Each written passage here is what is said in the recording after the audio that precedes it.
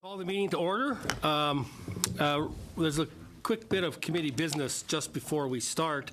I've been advised by our clerk that the Legislative and Regulatory Affairs Department of the department has said that they could provide all the online consultations to us in English only by December the 9th. English only today, sir? English only today, and translation by, if we wanted to, on December the 9th. I will ask the committee for unanimous consent to receive the information in English only today. Mr. Donnelly? Well, I'm not sure why we've had this discussion. We had this discussion at the last committee, and I think it was quite clear that we're looking for the information in both official languages. So hopefully that's coming December 9th. That's certainly what I'll be recommending. Mr. I'm sorry. Well, if I may, Mr. Chair, Sure. I'd like to ask that we wait until Friday. Everybody's got a copy, would send a copy of the, or a notice from DFO, and I think if everybody can send that, we give them until Friday to supply both official language to this committee. Okay. We need unanimous consent, so we didn't get it, so that's fine.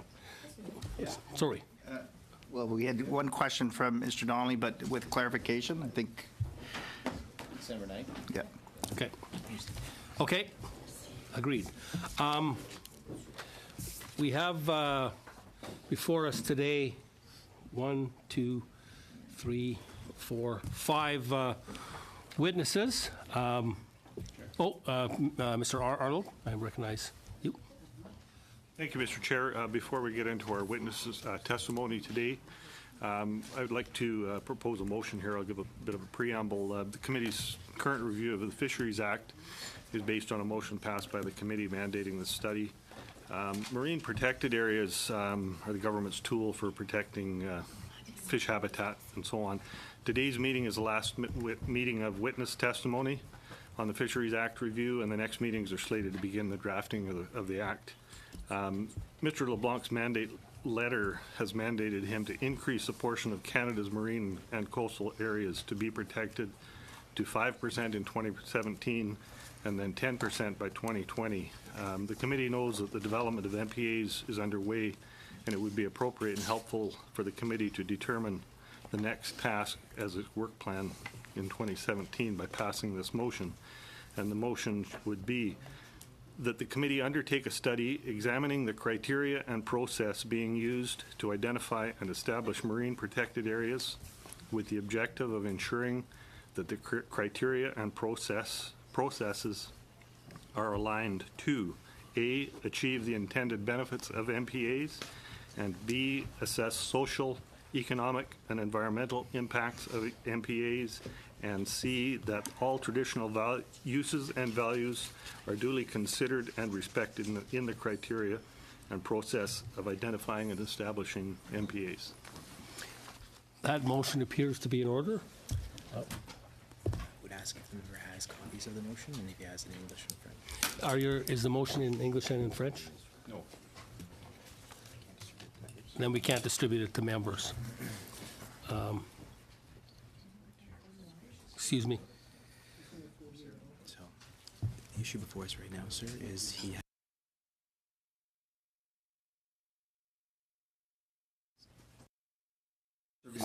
just providing notice of the He's providing notice. You're providing notice of this motion right now.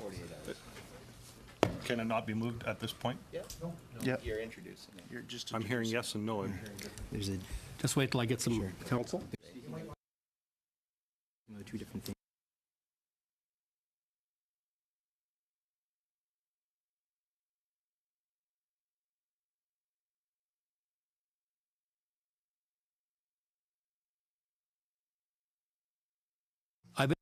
Typically, we need 48 hours to move a motion, unless it is directly related to the business of the committee before us. And this, I'm not sure, is directly related to the business before our committee, because we're reviewing the Fisheries Act. Mr. Arnold? Thank you, Mr. Chair. I believe the two are interrelated, so it may be appropriate that this be introduced at this stage. But I welcome others. Mr. Doherty? Mr. Chair, with all due respect, we have actually heard testimony from witnesses throughout our fisheries study. We've had the minister as well as Minister of Transport and Minister of Fisheries and Oceans have actually talked about the government's marine protection plan that they will be introducing very shortly in the coming days, weeks, and months. And I think it is incumbent on this committee, if we are going to be truly, doing work that is meaningful of efforts, that this is something that we actually consider moving forward. We know that there are potentially some announcements coming down within whether it's prior to Christmas or in the new year. I think it would be incumbent on this group to study MPAs, specifically West Coast, East Coast, and all areas. It has a economic impact on all of our areas, and it is something that I think this committee, again, should look at what the criteria is and what the study is, what Mr. Arnold is putting forth. Ms. Jordan? Thank you, Mr. Chair. And I think with regards to Mr. Arnold's motion, it's my concern is that I see this as a totally different study, not something that's related specifically to this one. So therefore, I would suggest that it gets the 48-hour and not get moved on today. Because it's not. This is a totally different thing. And although we've heard about marine protected areas in the testimony that we've heard over the last few weeks, I don't think that this is something that's related specifically to this study. Mr. Donnelly?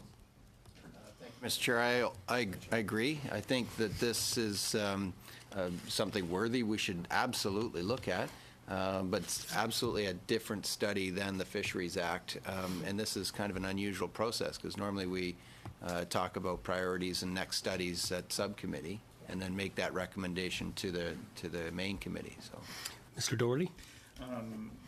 I hear all of the discussion points that our colleagues are mentioning, but again, as I entered into this committee in early fall, this committee already had two studies underway, Northern Cod study and the Atlantic Salmon study.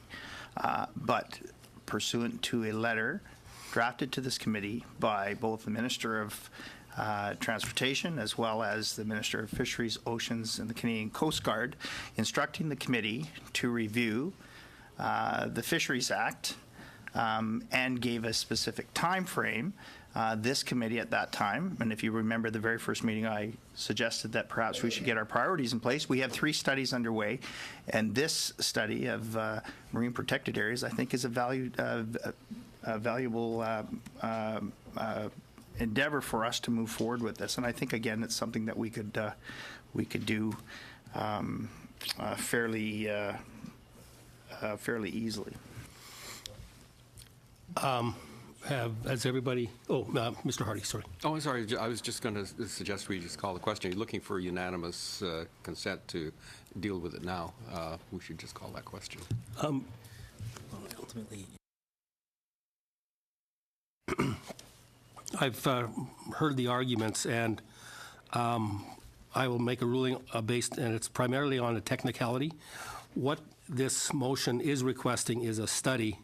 I agree with Mr. Donnelly that it's something that our subcommittee always discusses, and then the committee discusses it as a whole to do studies. So just because, and largely because the word study is in there and the motion is requesting a study, my ruling is that this will require 48 hours notice.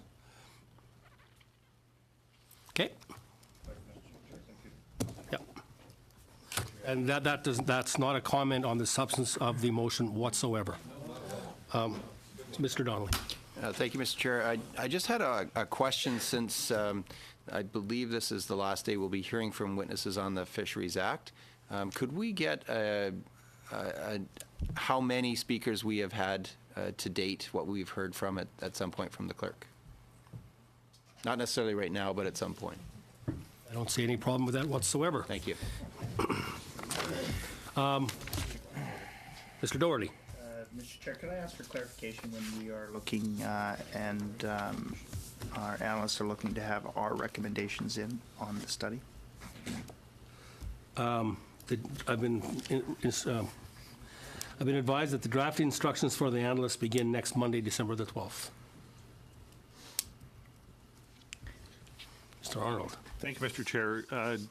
I'm wondering if the clerk could give us any indication of how many pages of submissions have been sent in, or how many they're putting through translation, so we can have an idea of what our workload may or hopefully may not be over the break coming up here.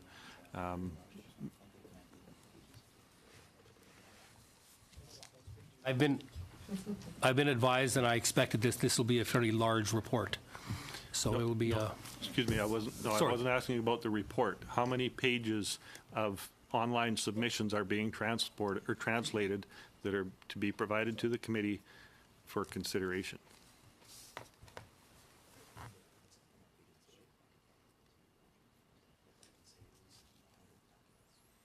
I've been advised there's at least 100 documents. Any page count? I don't think so at this time, Mr. Doherty. Going back to my earlier question regarding analysts and the information that's needed, could you please be specific in terms of what you will be looking for in terms of direction from each group with respect to this? Your question is directed to the analysts? Yes. Okay. First, Ms. Jordan. I'm sorry, Mr. Chair. I'm trying to figure out why we're discussing this now. We're supposed to be doing witnesses. We have we're concerned about the amount of time that our witnesses are allocated. This actually sounds like committee business, which we are not in. So I would ask you to please, let's move this along so that we're supposed to deal with what we're supposed to do. With all due respect, Mr. Chair, to our colleague across the way, as Mr. Donnelly has mentioned, and this is our last chance that we're before the weekend and before we move into this. So we do have questions that we have to ask. It will be the last time that we actually meet as a group. Sorry. And that being said, it's the last question I have. So Yeah, I do think that, out of respect for our witnesses, it's probably getting time for us to and to all of our witnesses, I'm reminded of the saying, those with weak stomachs should neither watch lawn or sausages being made. So drawing laws in our countries are very complicated, and we tend to get into these very arcane discussions about process. Necessary though they are, they sometimes take time. Just a quick introduction to our witnesses: Dr. David Schindler, Killian Memorial Professor Emeritus, University of Alberta. And if you're on the video screen, just wave when I mention your name so people know who you are. Can the people remote, can you all hear me? Okay, good. I see some thumbs up. The First Nations Fisheries Council, Brenda Gartner. Just wave. Yep, good, thank you. The Nunavut Wildlife Management Board is present here, and the Prospectors and Developers Association of Canada, Leslie Williams, Matthew Picard, yep, they're there, and Pacific Stream Keepers, Zoanne Morton is here. Thank you very much. Before we start our testimony, each witness will be given 10 minutes of testimony. And we're going to, given the time constraints and the number of witnesses, we will be fairly rigid with that time. So we do request that you keep your remarks 10 minutes or shorter, and then there will be rounds of questions by the members of the committee. So I think I'll just go in the order of the witness list, and I'll ask Dr. David Schindler to be the first witness.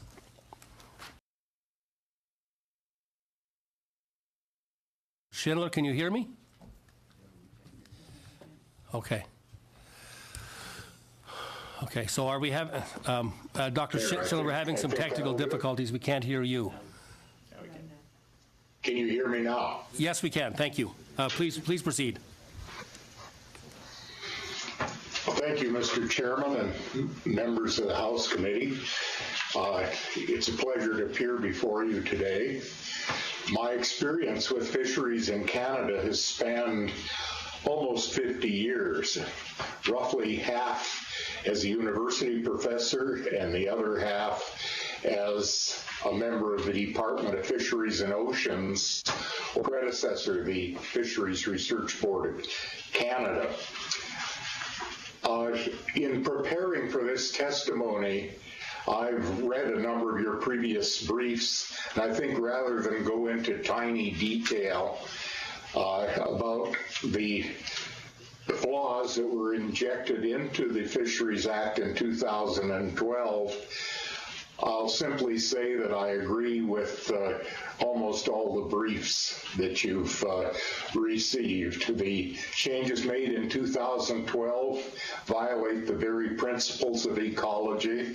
One of the fundamentals is that you do not try to protect a species without protecting its habitat. And I've redocumented some of the evidence for that, and I think that'll suffice. Instead, what I'd like to do today is to spend my time challenging you to take a broader look at the Fisheries Act, because even before 2012, it's clear that the Fisheries Act was not strong enough. If I look back at my 50 years of experience, we lost the cod stocks. We have salmon in decline on both coasts. We have declines in fisheries and all sorts of problems with pollution and alien species in the Great Lakes, with eutrophication in the big lakes of Manitoba, and I could go on to the recreational fisheries. It's clear to me that we need a stronger, not a weaker, Fisheries Act. Some evidence that if nothing is done about this, we'll have continued problems include Site C, where the proponents' own environmental impact assessment simply says that they're going to largely disrupt upstream and downstream movement of major fish stocks. And it's a given based on a dozen or more studies done in Canada that the fishery in that reservoir will be highly polluted with mercury to the point where it will not be available for consumption of indigenous people. A second example is the proposed liquid natural gas plant. I happen to fish in that area, and that plant is in some of the very best fish habitat at the mouth of the Skeena River, the West Coast's second biggest salmon fishery. And a third example, the recently approved Trans Mountain Pipeline. No one ever mentions the many fish-bearing waters that pipeline will cross carrying dilbit. It's not just a question of crossing them, but studies have shown that we know no way of cleaning bitumen or any other form of crude oil out of water flowing under ice. And I could give you several examples from the Athabasca of disasters that have happened under ice in that respect. To me, these are all clear examples that business as usual does not include sustainable fisheries. A fourth potential example is the climate change action that's proposed to reduce our greenhouse gas emissions by mid-century. 3 of the 4 scenarios propose replacing fossil fuel power with 100,000 megawatts of hydroelectric power. That's considerably more than all of the hydroelectric power installations built in Canada to date. You could think of it as between now and 2050, building 100 facilities the size of Muskrat Falls or Site C. And we know that there have been problems with those 2 sites, partly ecological, as I mentioned, but partly because they're in conflict with the guarantees made to Indigenous people under Treaty 8. And again, most of those conflicts have to do with damage to fisheries. I think that it's time that this act was strengthened, and I have some recommendations in that regard. The first thing I would recommend is that, based on my own experience with the Fisheries Research Board and DFO, the Fisheries Research Board was an independent organization, not directly under the purview of a minister, which reported to a board of scientists who decided which were the scientifically important problems that were needed to manage fisheries in Canada. The organization was very lean and mean. Probably 10% of the budget went to administration, whereas by the later years under DFO, it was more like 40 or 50%. It was possible actually to talk science to the leaders of that organization, not the many, many layers of non-scientists that occupy the senior levels of DFO. It got to be very frustrating by my last years there to find that the senior officials in DFO could not understand even what you were talking about, and instead were urging you to work on scientifically intractable problems that really had very little bearing on the fisheries. So this separation of the research and regulatory arms, I think, is essential to having some clear scientific guidance for fisheries management. It also removes the possibility of someone making a decision for other reasons and hiding the reasons with the cloak of science. A second is to devote more resources to the fisheries.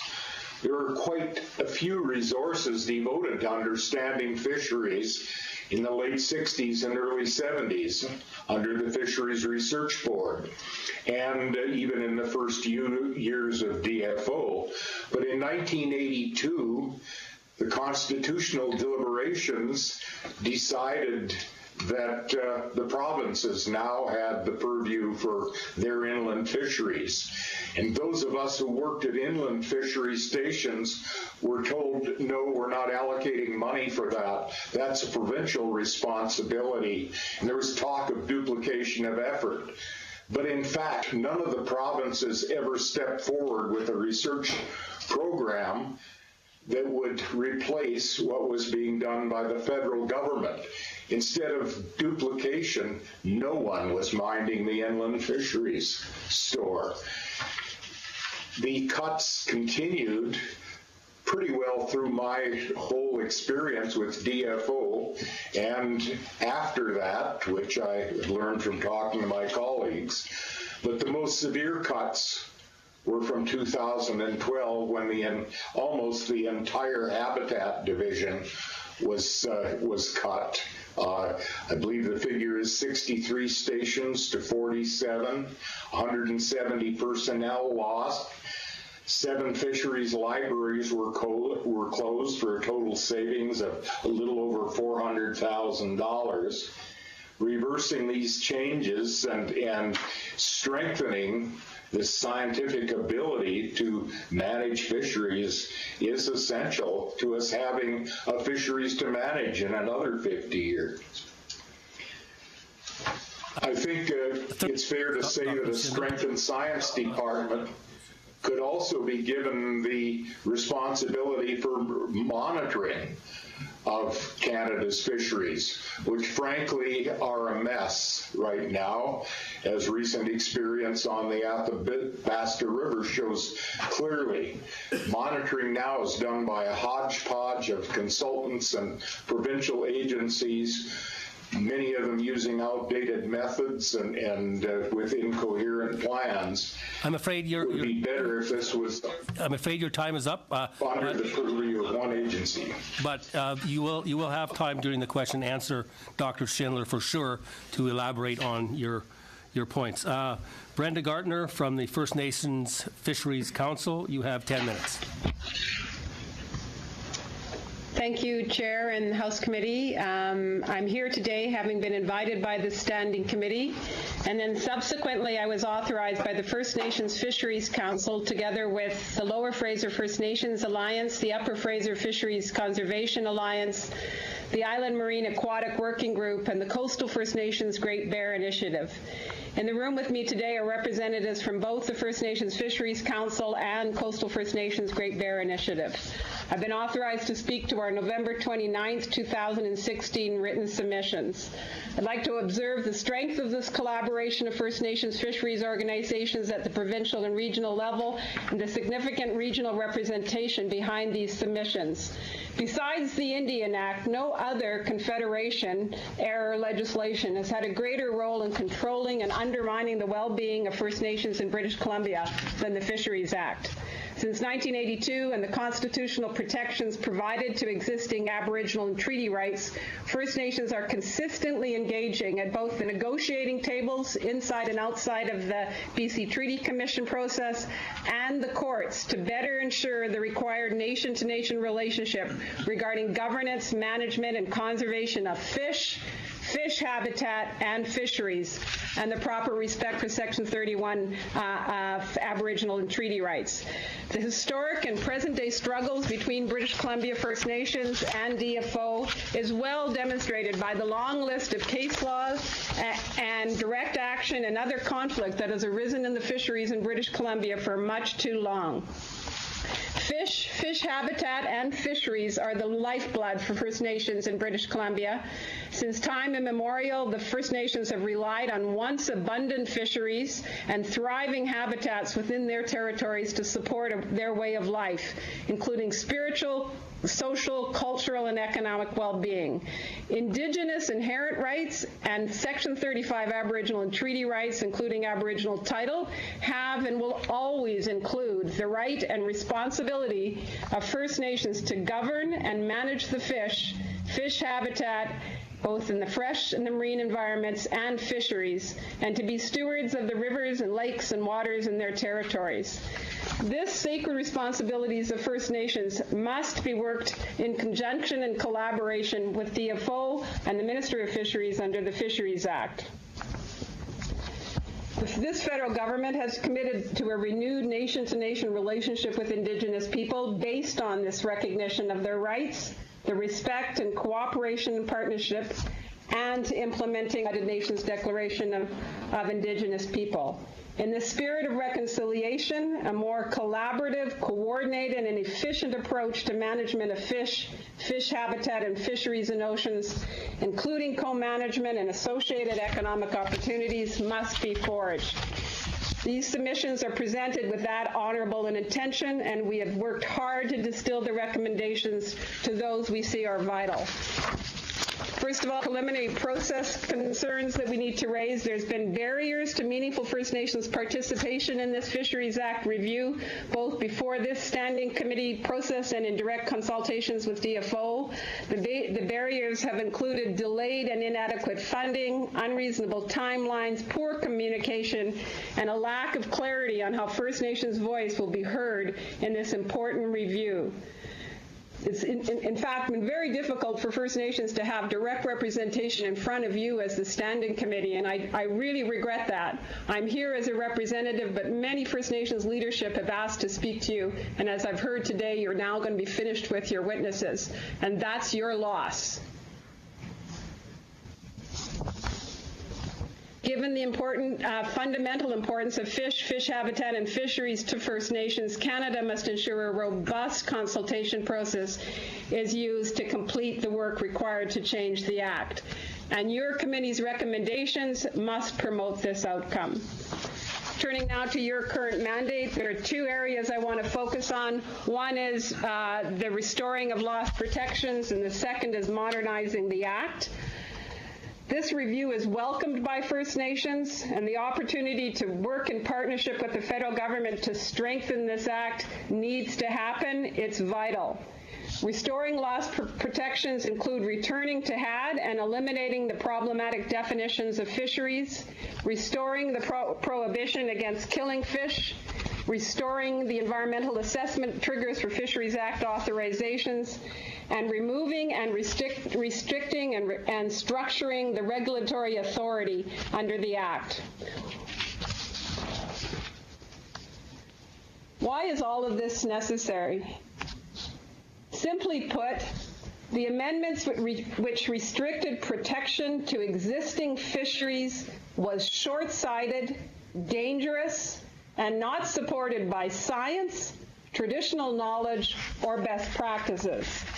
Given the objective of the Act, which is to empower the Minister and DFO to promote long-term sustainability of fisheries for present and future generations, the Act must protect fish and fish habitat. Given the complexity of managing fish and fish habitat and fisheries throughout BC, the Act has to be rightly focused so all the other legislation and policies around it and the day-to-day management of the fisheries can properly align.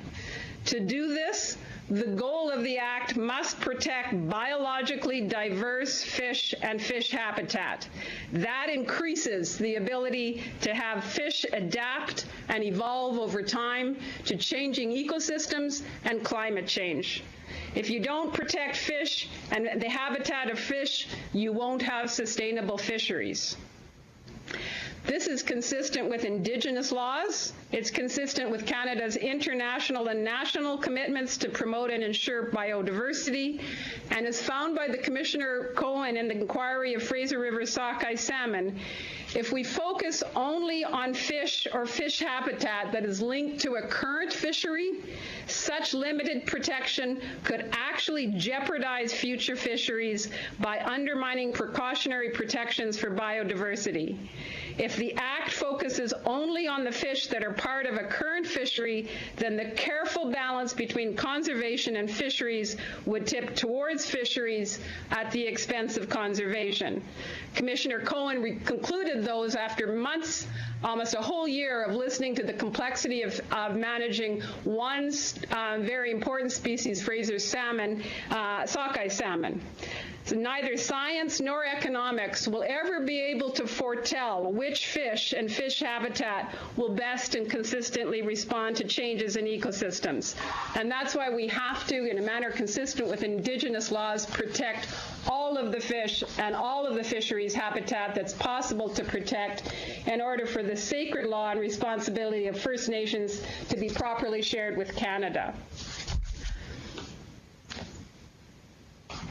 The federal government must also ensure that through the Fisheries Act, it is living up to its constitutional obligations to First Nations who rely on fish, fish habitat, and fisheries as a meaningful exercise of their constitutional rights.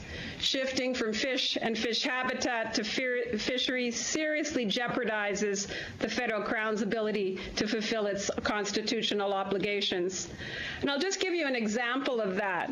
Many First Nations will stop fishing and manage their fisheries in a way that limits access, very, very important access for social, cultural, and economic purposes, and because there's weak stocks or the conservation is struggling. If those fish are no longer protected, there's no opportunity for those fish to rebuild, and that opportunity is critical for future generations.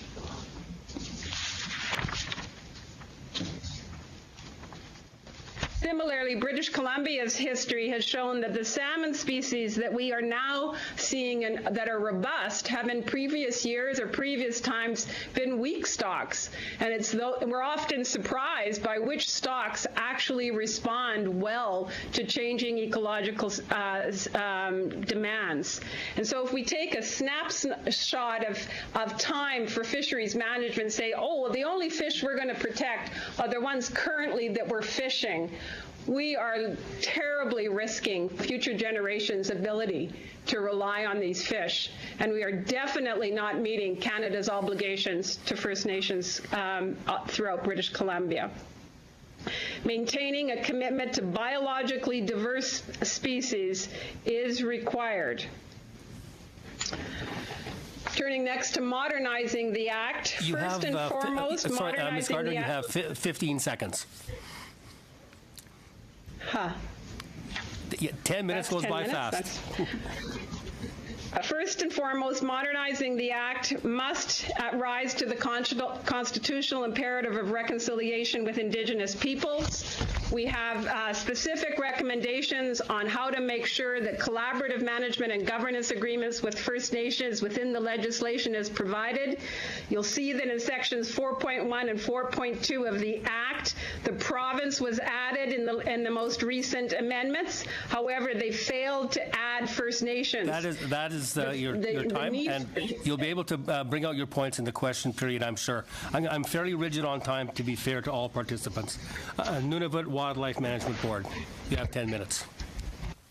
Thank you, Mr. Chair. I'm Michael Dessa, legal counsel to the Nunavut Wildlife Management Board, who I will refer to as the NWMB or the board. And Mr. Chair, if I could ask you to tell us when we have 2 minutes remaining, that would be I'd be pleased to. My colleague, Mr. Ray Andrews, and I are going to share our 10 minutes of speaking time. We're going to divide that into 4 related topics. First, I'll provide a brief description of the NWMB's fisheries jurisdiction under the Nunavut Land Claims Agreement. Second, I'm going to set out specific NWMB concerns regarding the changes introduced to the Fisheries Act in 2012. Third, Ray is going to briefly address the bigger picture, which is that the Fisheries Act requires more than simply a rollback of the regressive modifications in 2012.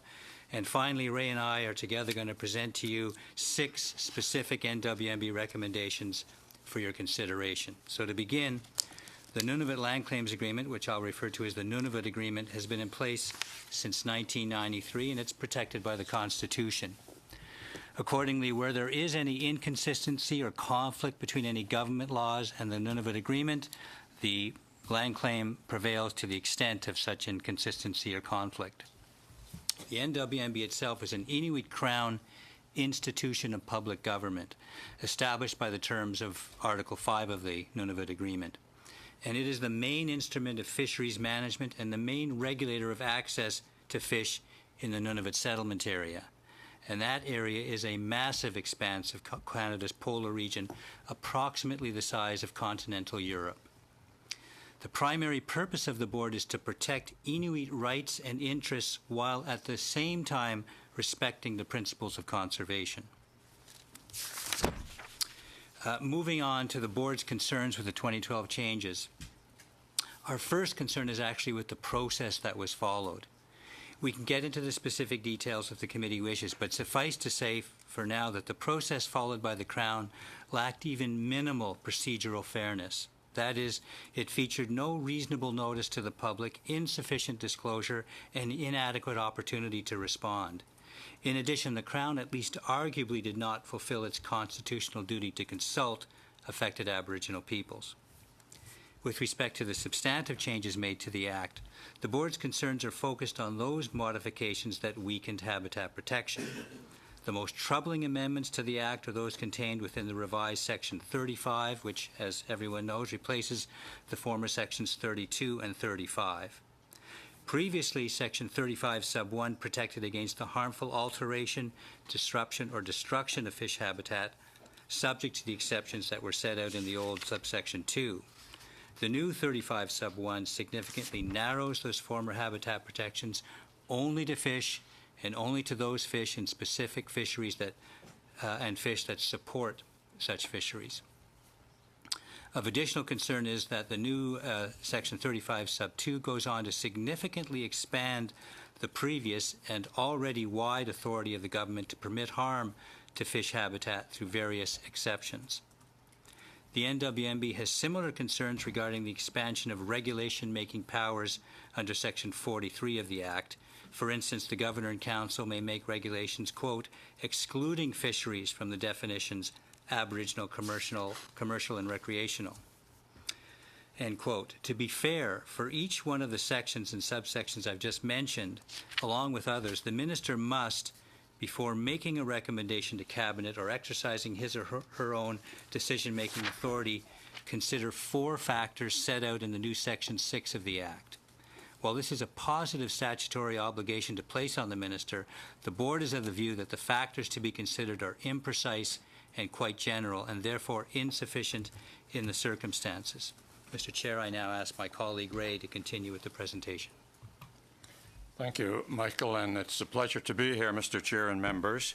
And my time in fisheries management goes back more than 5 decades, and I had the pleasure of working with both DFO as a fishery officer and advisor to the minister, a deputy minister in the province, and the last 20 years as an advisor in Nunavut. In saying that, I wish to say that from all of my experience and all of my reviews of activity pertaining to the Fisheries Act, probably the biggest single step to modernize it that I can remember was when Senior LeBlanc introduced some changes back in 1977 which protected fish and the habitat. And I might add that at that time I was very close to the minister and was very pleased that he also went slightly beyond fish, the habitat, and the protection of it, and said that the Fisheries Act should also be a lot about people and their communities. And I think that's a very important point that we should bear in mind. Very briefly, the board has a number of recommendations, including proper consultation and cooperation in doing so. A recognition of and conformity with the protected Aboriginal and treaty rights. Decision-making should be based not just on good, up-to-date science, but as earlier pointed out by some people who've spoken, a very, very basic point of traditional knowledge, especially from the Inuit community in the north. The application of the precautionary approach in ecosystem management should be guided by environmentally sound principles. We should have emphasis on cooperation with other governments and especially with land claim agencies. Stronger protections for fish and the habitat, including marine biodiversity, with decision-makers' discretion bound by mandatory directions, including respect to making of regulations, and I'll come to that point specifically shortly. Enhanced protection for critical fish habitats, avoidance and mitigation of cumulative detrimental effects on fish and their habitat, and of course, from the north, you couldn't miss or ignore the recognition of climate change.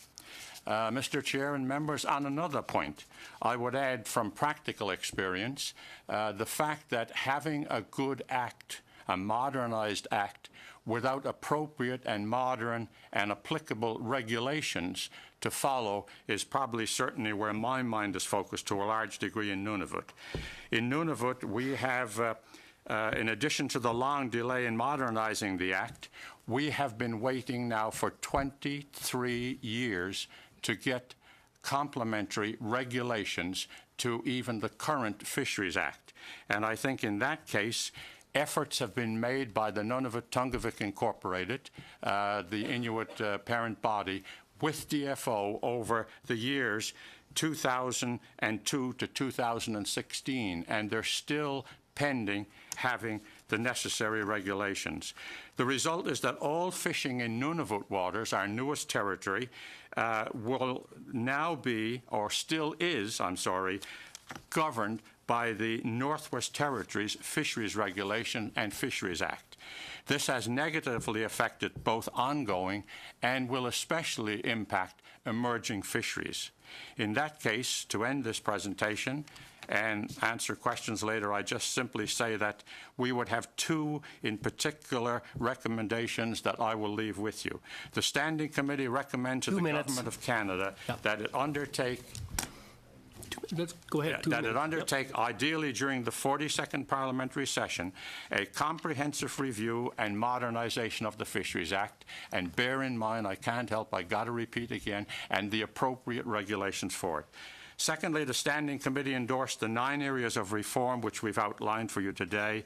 And now my colleague will conclude. Michael. Mr. Chair, there's 4 more recommendations. The third one is that the Standing Committee reject as inadequate and procedurally unfair the process by which the 2012 modifications to the Act were developed and brought into force. And next, that the Standing Committee recommend the following 3 specific revisions to the Fisheries Act. First of all, revise Section 35(1) to read, no person shall carry on any work, undertaking, or activity that results in the harmful alteration, disruption, or destruction of fish habitat. The next one, reinstate the previous Section 32, no person shall destroy fish by any means, etc. And finally, revise the factors to be considered by the Minister in Section 6 to read as follows. A, consider the precautionary approach and the principles of sustainable development. B, fisheries management objectives. C, whether there are measures and standards to avoid, mitigate, or offset the harmful alteration, disruption, or destruction of fish habitat. D, take into account the relevant terms of land claims agreements. And E, the public interest. Mr. Chair, I think we beat the 10 minutes. You did, and I am very grateful to you for that. Thank you. And for the other two presenters, I will give you the 2-minute warning as well. I should have done that from the very beginning. Prospectors and Developers Association of Canada, Leslie Williams, Matthew Picard, the floor is yours. Good afternoon, Mr. Chair and committee members. Thank you for the opportunity to speak with you today. My name is Leslie Williams, and I'm the Senior Manager of Aboriginal Regulatory Affairs at the Prospectors and Developers Association of Canada. My colleague Matthew Pickard is a PDAC member and a member of our Lands and Regulations Committee. He will introduce himself shortly. We speak to you on behalf of the 8,000 members of the PDAC, the national voice of Canada's mineral exploration and development industry. We are pleased to provide input on behalf of the mineral industry as you complete your current study review of changes to the Fisheries Act. Our presentation will cover a discussion of the exploration phase of the mineral development cycle, key elements of effective, efficient, balanced regulatory processes, the exploration sector's experiences with the Fisheries Act, and ways in which the 2012 changes help to strike a balance between generating certainty for industry and sustaining protection of fish and fisheries. Matthew will then guide us through his company's experiences with the Fisheries Act. Canada is a recognized world leader in the minerals and metals industry, which directly employs 380,000 Canadians and contributes nearly 3.5% of GDP. In particular, Canada is renowned for its mineral exploration expertise. Mineral exploration is akin to looking for a needle in a haystack. Junior explorers, thousands of small entrepreneurial companies across Canada, often take on this riskiest stage of the mineral development cycle. Less than 1 in 1,000 exploration programs will make a discovery, leading to mine development. As a result of the prolonged downturn in financing, mineral exploration expenditures have fallen globally. In Canada, expenditures have fallen 66% since 2011. Canada also fell to second place behind Australia for the first time in 15 years as the top destination for exploration investment. Our ability to regain first place is contingent upon a number of factors that affect the decisions made by CEOs about where to do exploration. These include geological potential, social or political risks, and access to land.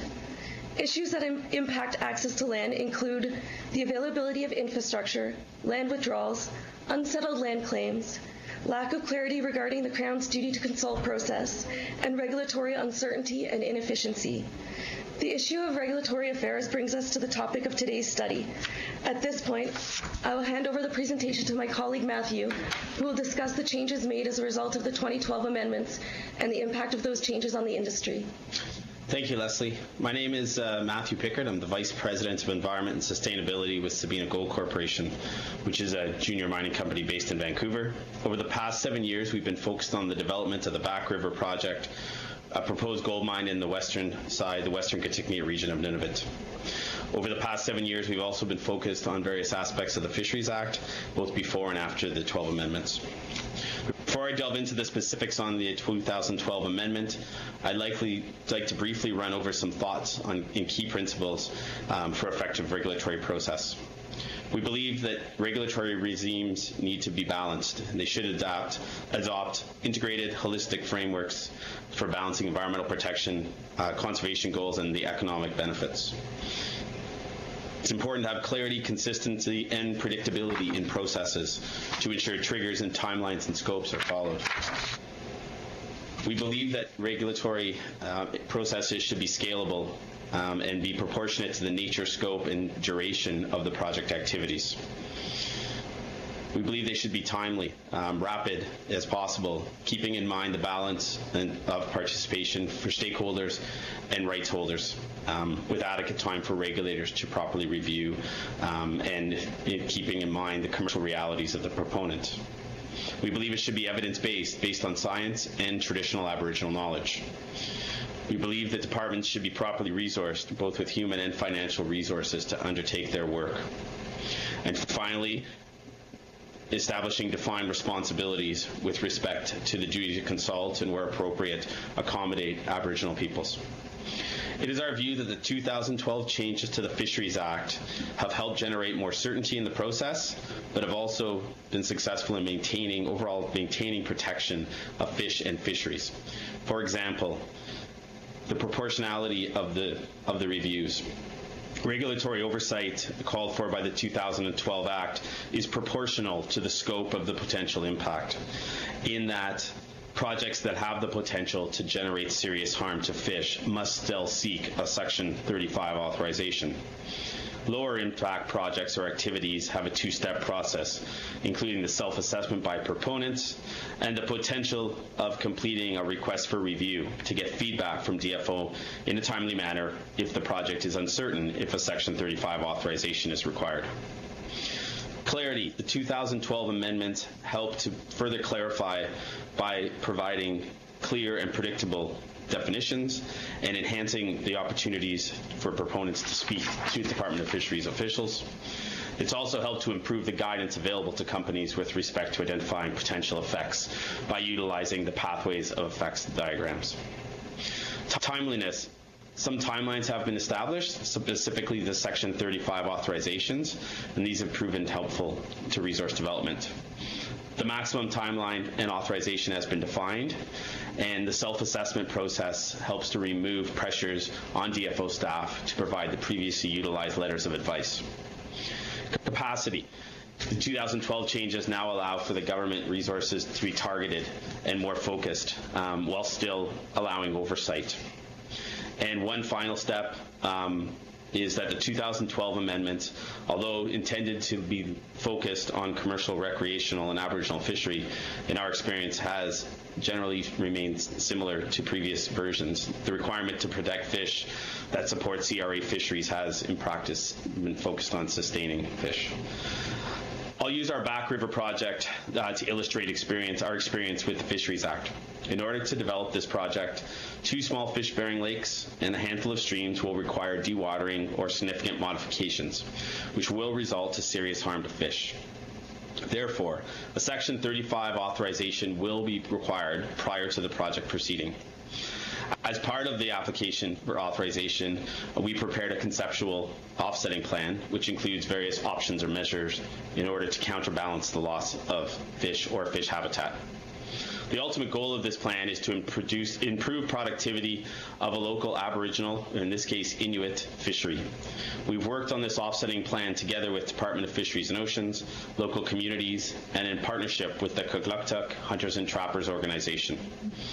In 2012, we formalized an agreement with the Kugluktuk Hunters and Trappers organization and initiated a study to determine if the remediation of the Bernard Harbour area, which was once a thriving fishery for Aboriginal, in this case Inuit, if that could also meet DFO offsetting requirements. The Bernard Harbour Restoration Project included a traditional knowledge study involving community members from Kugluktuk and Cambridge Bay, baseline field work, development of fisheries offsetting plan, restoration work, monitoring, and long-term management and restoration activities. Got it. Yep.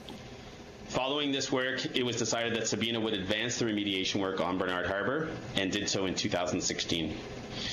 This work was completed with 80% Inuit employment, heavily employed through the Kugluktuk HTO, and we're finalizing a long-term maintenance agreement with on this project. Our experience is a good example of the creative, innovative, and community-based solutions that can come out of the 2012 amendments. As outlined earlier, there are a couple things that we would like to see enhanced or potentially considered further. Number one, enhanced guidelines by way of either reintroducing operational statements, which were used previously for low-risk activities, or the increasing use of mitigation measures or options on the DFO website to provide further guidance. Consider the inclusion of timelines for completing a request for review. Although these are currently done within a 30 to 60-day timeline, it would be helpful to have this standardized. And finally, providing enhanced clarity with respect to which projects are clearly able to proceed without a request for review, and also clarification on exactly what constitutes or how a commercial recreational Aboriginal fishery is determined. The ability for industry to continue to generate economic opportunities and producing the metals and minerals needed for modern society will continue to depend on exploration activities. PDAC gives the highest priority to working with governments and other interested parties to those ends, and we look forward to the results of this committee study. Thank you for the opportunity to speak. We're happy to take questions whenever you want. Thank you. 15 seconds to spare. Well done. Zoanne Morton, the Pacific Stream Keepers Federation. You have 10 minutes. Good afternoon, Mr. Chairman and honourable members of the Standing Committee, and thank you for the opportunity to present on the review of the Fisheries Act on behalf of the Stream Keepers Federation. My name is Zoanne Morton, and I'm the Executive Director of the Pacific Stream Keepers Federation. I'm lucky to work with the thousands of volunteers who are dedicated to the protection and preservation of our local waterways and who work with DFO's Salmonid Enhancement Program and the Stream Keepers Program. I also volunteer with these initiatives, Salmonid Enhancement since 1988, and with the Stream Keepers since 1993. I am the product of the Senior LeBlanc's initiatives in 1977. We would like to see a stated purpose for the Fisheries Act. Without this, it's hard to stay grounded as you read the sections and subsections of the Act. A simple statement such as, "This Act is to protect our fisheries, fish and fish habitat for generations to come," would help. Changes to the Fisheries Act and the resulting changes to supportive policy and programming have caused concern for the protection of fish and fish habitat within the Pacific region. Let's put in place an act that will service us for the next 40 years, and let's start with the changes to the act that hold promise, areas to keep, as you begin to draft this new act. The conditions of authorizations that are enforceable. This premise should make it easier to know where there has been non-compliance, as the steps are clearly written out and what was needed to be done, and indeed what was done. We recommend that these conditions be extended to policy, such as the previously written operating statements, with the addition of a need to notify as to works being done. This could be a strong and useful tool for monitoring works and compliance of conditions. The Minister's decision. Minister needs to be able to make those tough decisions, but the process needs to be open and transparent with clear language as to who, when, where, how, and why would the Minister authorize an undertaking that would compromise our fish and fish habitat. We would like the assurance that the project itself is reviewed and that this tool be used sparingly. Like water, people too take the path of least resistance. Let's not use this tool without strong reasoning. We recommend that Minister have the ability to make the tough choices with the expanded need to take into account the actual undertaking as well as a public record of Minister's authorizations. The parliamentary report could accommodate this.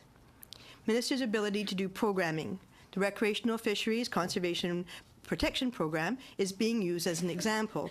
And BC gained on this, as we have Department of Fisheries Notions, community advisors, restoration biologists, technical help, and engineers who have built a strong stewardship community who have the capacity to engage in this granting process. Restoration works require a long-term commitment relationship between the proponent, property owner, and the agency. We recommend that programs such as this come with a percentage of the budget being made available to government programming so that government can engage more fully. The provision of equivalency. While we feel that DFO, through the federal government, has the authority, responsibility, and are accountable to protect our Canadian resource, there are examples of partnership and shared responsibilities that work to empower others where it makes sense, to manage the landscape in support of the purpose of the Fisheries Act.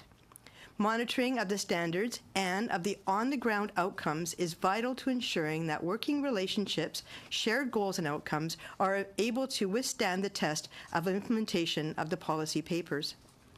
Are DFO goals being met for the protection of fish and fish habitat? DFO will need personnel to work with their partners to ensure that this is not a transfer of work, not a download, but a sharing of policies, resources, tools, and ideals to fulfill the mandates that all partners have. Through this, we will need strong, defensible, enforced Fisheries Act, as the others are only able to take their own bylaws and regulations to court. And we still need and look for strong leadership from our federal government. So we recommend the continued ability to share the responsibility for fish and fish habitat where other jurisdictions meet or beat the federal standard, while ensuring the federal standard is comprehensive, strong, and adaptable to the diversity of fish and fish habitat across our country. We also support the ability to pull out of these agreements where the partner is not able to meet or beat the standard set out by the Fisheries Act and supportive policy. A few comments and recommendations from community to bring into a present, strong, enforceable Fisheries Act. We are looking to have the harmful alteration, harmful disruption, and harmful destruction put back into the Act. As we know and have heard again in these proceedings, fish do not always die right away after having an encounter with humans. I'm envisioning an incident wherein within a Chinook rearing habitat and trying to make the case that there was serious harm done to fish or to the recreational fishery. This is an animal that lives in fresh water for a portion of their lives, then heads out to the ocean, returning to spawn anywhere between 3 and 5 years later. One would have a hard time saying that the returns were diminished by an incident. Under the new Act, DFO's involvement only comes in when there needs to be an authorization to do serious harm to fish. They are not notified of the multitude of changes taking place in and around our waterways on a regular basis. There was a time that the department was there to assist people, to help them not cause a had, to work them towards mitigation works, to help them determine good compensation plans, to share their knowledge of local waterways. But as Canada grew, this task became too great, and streamlining processes were developed. We've heard of the hardship for farmers wanting to clean drainage ditches. There were municipalities wanting to do this as well. When the department reviewed the most common requests for authorizations around 2006, it became very clear that the majority of their time was spent on about 13 different activities being done routinely across the country. This is where the operating statements were written with clear guidance as to how to undertake these tasks so as not to cause a had. And I know it's hard to hear, but I'm using the had with 2 Ds, not one. A piece we found lacking in these was there was no need to notify DFO when works were being done. This made it very difficult to monitor to ensure that the steps put forward were indeed being followed and that they were working.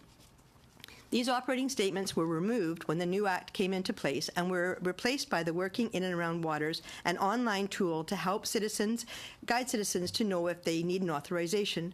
But these are through the lens of causing serious harm to fish in the CRA.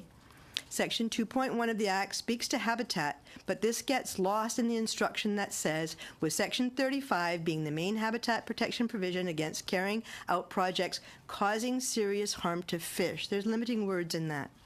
With studies showing that over half the developers in North Vancouver did not know that their storm drains on the street was carrying the development waste directly to the local streams, I find it hard to imagine that the average person could self-determine if they might cause serious harm to the fish or to a fishery, whether it be local or at sea. Using the Minister's regulation-making powers for compliance, we would like to see the past self-assessment tools be reviewed with the HAD in place of serious harm and the addition of a modern update. Proponents can check the boxes to indicate that they have read and understood the questions on the form, and when they are finished, they submit it. 1 copy goes to themselves, so they know they have gone through the process, and 1 copy goes to DFO. The form would act as a notification to department that an activity was taking place.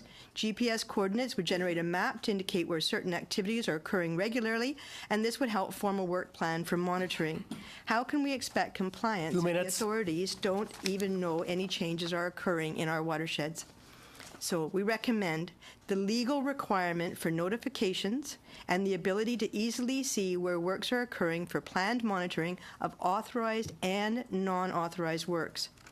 Bringing back the former Section 35, the HAD, would bring with it the precedents from past court cases, building on a foundation. Policy that supported the previous Section 35 had as its objectives the net gain of habitat for Canada's fishing resources. I want to mention again that DFO staff were also there to help people to prevent causing a HAD. How to stay on the right side of the Fisheries Act. They were there to provide local knowledge to municipalities, to participate in decision-making, assist with meaningful mitigation or compensation plans. Granted, there was some headbutting. But by having strong regulations and knowledgeable people and the occasional pot of money for restoration works, people came together to find solutions to work on mutually beneficial projects. Agriculture areas found ways to work with their channelized waterways to accommodate fish populations while protecting their stream banks from erosion. This is a win-win for farmers and fish, but it takes partnerships and the long-term commitment by the agencies and the landowner. Restoring a stream is not cheap. Proactive protection is the preferred pathway. Canada is the second largest country in the world, with the second largest amount of fresh water. We would be expected to have strong, enforceable protection measures. The purpose of the Fisheries Act is not to stop development. It is to set conditions under which the development can occur, but it is to have a focus on the protection of our fish and our fisheries.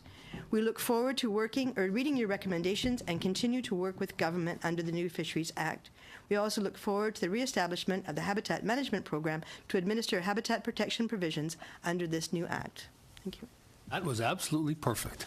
10 minutes on the nose. Thank you very much. Okay, now we're going to start our first round of questions. And I should point out that our questioners, our committee members, to our guests, they usually direct the question to one, perhaps two of you. If any of you would like to weigh in, just put your hand up. But it will be up to the member, not me, to recognize you, because this time belongs to the MP, not the chair. So they can choose to recognize or not recognize you if you put your hand up. So the first round for 7 minutes, the government side, Mr. Morrissey, 7 minutes.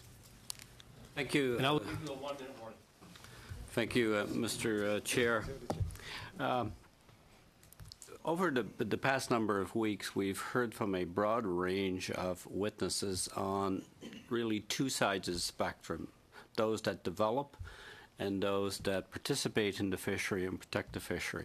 And their views were different, but I was impressed with the degree of knowledge and the depth of knowledge and passion that everybody presented with.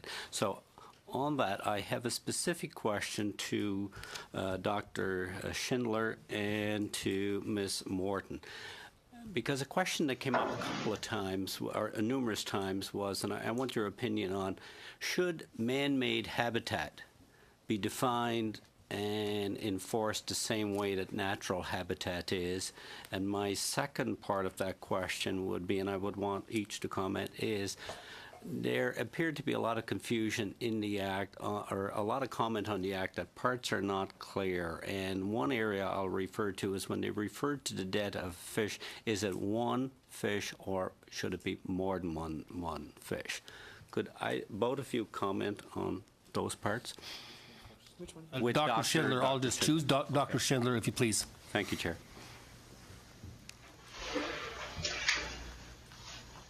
Man-made habitat versus natural.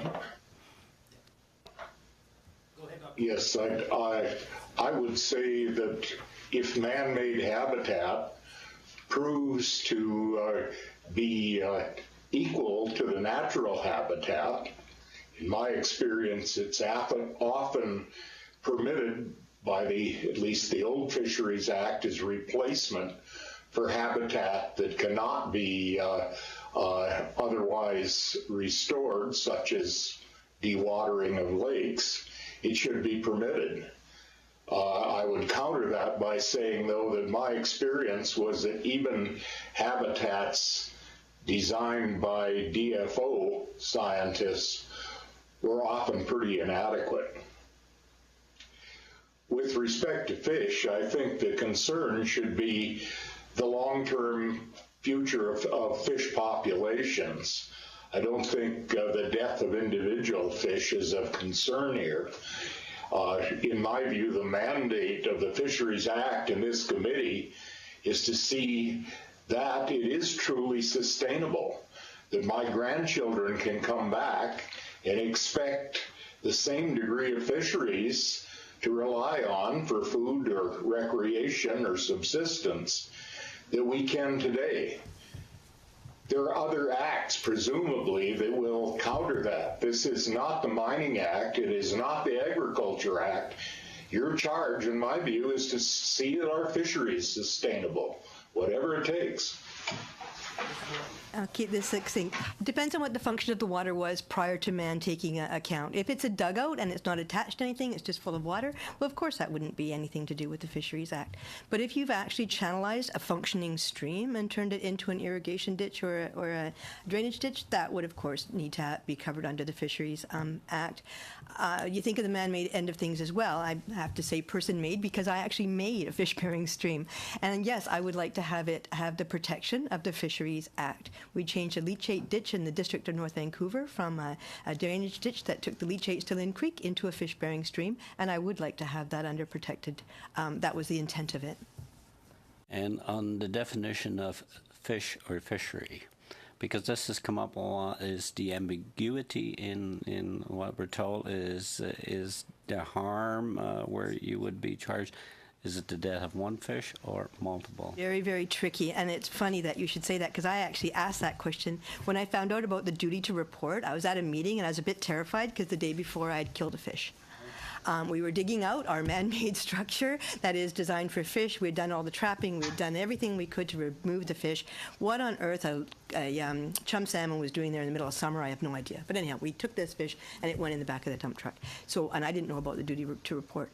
So I was with Fisheries and I said, oh, I will report that then. And then they said, well, are you sure it died? And I said, yes. I dug it out. I put it in the back of a dump truck. I dumped it in a landfill. I'm sure it's dead. I'm sure of it. I still don't know what it was doing there. And they suggested, they said, well, is it one fish? And I said, yes. And they said, oh, don't worry about one fish. And I said, well, what if it was two? Do I worry about two? What if it was three? What is that magic number? And there wasn't one. And that was the trick. There wasn't one. Because these were actually hatchery fish. I run a small enhancement facility, and it was a hatchery fish. And, you know, we already had bumped the numbers up a bit. So where does that come into play? The definition of fish and fish habitat and harm to that is much easier. So should that be something the committee be looking at? Or is in this recommendation? Well, you can look at it. I don't know if you'll find the answer, but you can look at it. How much time do I have? A minute and a half. A minute and a half. I would like, because again, following on the theme, from those that the development side of witnesses appearing, regardless they were farmers, miners, loggers, municipal developers, they felt that the 212 changes cleared up or more clearly defined sections of the Act that they were dealing with. When there were groups from First Nations communities, from all the fisher groups, felt that those changes opened the Act too wide to destroying habitat without any protection in place. So you have the two different parallels. Complicating that was what seemed to be the most negative impact was that at the same time the 212 changes were made to the Fishery Act, there was a significant reduction in the number of personnel that could enforce what was there. So I would like to get comment from Ms. Gardner on that, as well as from the witnesses from the Nunavut Wildlife. That's the end of my question. No, but for the witness as well. Could I? Yes. Ms. Gardner. Ms. Gardner. I'm afraid you don't have much time. I think if I've Go ahead. Okay. If I've heard the question correctly, it is correct that it's difficult to measure precisely the implications of the amendments at 2012 and 2013 because it was tongue and groove with the decline in capacity of the Department of Fisheries and Oceans. So you have to take a longer view on where we're going with the Fisheries Act to actually decide if that's where you want to be going. You can't just take the 2 years or 3 years after its implementation. And then the systemic kind of changes that need to happen include not only the changes to the the Fisheries Act, but also the changes to the Department of Fisheries and Oceans' commitment to monitoring and compliance and ensuring a robust collection of baseline data, all of the things that were struggling under the previous act but were completely gutted, are very strongly gutted under this act. So you do have to look at I'm afraid the time is up. Actions. I'm afraid the time is up. Mr. Doherty for 7 minutes. And keep in mind, don't start the clock yet. For the questioners and our witnesses, the time allotted includes the answers as well. So it's incumbent upon me as chair to be extremely as fair as I can, to give everybody enough time. And I know 7 minutes isn't very much, but if everybody could keep their questions and answers concise, we will get a lot more of both in each round. Mr. Doherty. Thank you, Mr. Chair. And once again, I just want to say thank you to our witnesses, and I'll echo Mr. Morrissey's comments in terms of the variety of witnesses that we've had over the past weeks on this study. I do have a couple comments that I do want to make prior to that, though. Ms. Morton,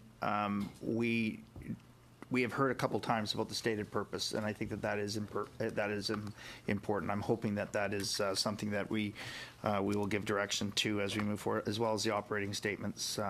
A couple witnesses have said that, and secondly, I understand that the Pacific Streamkeepers Federation was initiated in my hometown in May 1995 at Williams Lake, so I commend you on that as well.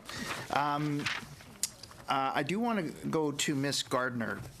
Ms. Gardner and our First Nations Fisheries Council. I do want to ask, I sense the frustration in your voice, and I do think that it needs to be noted that there are those on this side of the table that suggested earlier on that this study take place a lengthier term, and that indeed we met with all groups and even met with them in their communities as well. Going to Mr. Andrews' comment about people and communities, this really is what this is about, and it is what it impacts. So my question to Ms. Gardner, right off the bat, how many meetings has your group had with the government on this on fisheries, or the with respect to our First Nations fisheries in the province of British Columbia? For meetings as it relates to the revisions to the Fisheries Act? Yes, over the last year. I think there were less than 4 or 5 information sessions regionally provided by the Department of Fisheries and Oceans that introduced this review, but they were just introductory meetings to provide a purpose of the review and the nature of the statutory changes. Were those throughout the whole year, or were those just what was the time frame of those? Frame began, I think, the actual meetings began in the fall and happened over a period of a month or month and a half, 1 month. Okay, and did that include, so it was regional meetings? Did you say? I'm sorry? There were 5 regional meetings in British Columbia. Okay. Now, Ms. Gardner, can you tell me how many meetings that... Also, sorry. Go ahead, sorry. Go ahead. I also want to note that at the time of those meetings, the funding had not been put in place, and the First Nations had no opportunity to review in ahead of time and seek the advice they would need on amendments to the Fisheries Act. So they were basically receiving information from from DFO and needing to go back and consider them. Okay. Can you tell me whether the First Nations Fisheries Council has been consulted with respect to the government's move to marine protected areas and their increase to hit their international targets of 5% in 2017 and 10% in 2020? The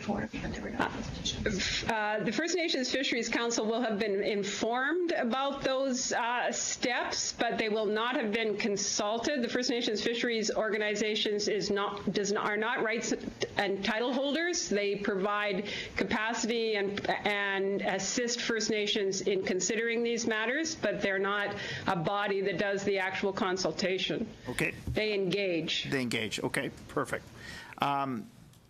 This is to Mr. Schindler, because we've also heard over the course of our testimony that there is perhaps too much ministerial oversight. In your testimony today, I just wanted to ask, are you of the mind that there should be ministerial oversight or no ministerial oversight? My mind is that the science should be done with strictly scientific oversight. and the science passed on to the minister, so that it's crystal clear where and why the decisions are made. Certainly the elected minister should have the final oversight, but the taxpayer should be sure of where the decision is coming from. I've often seen bad decisions passed off as bad science when anyone who knew the science knew that was total nonsense. Go ahead. Were you done? Sorry. Yeah, okay. My next question is to the Prospectors Association of Canada.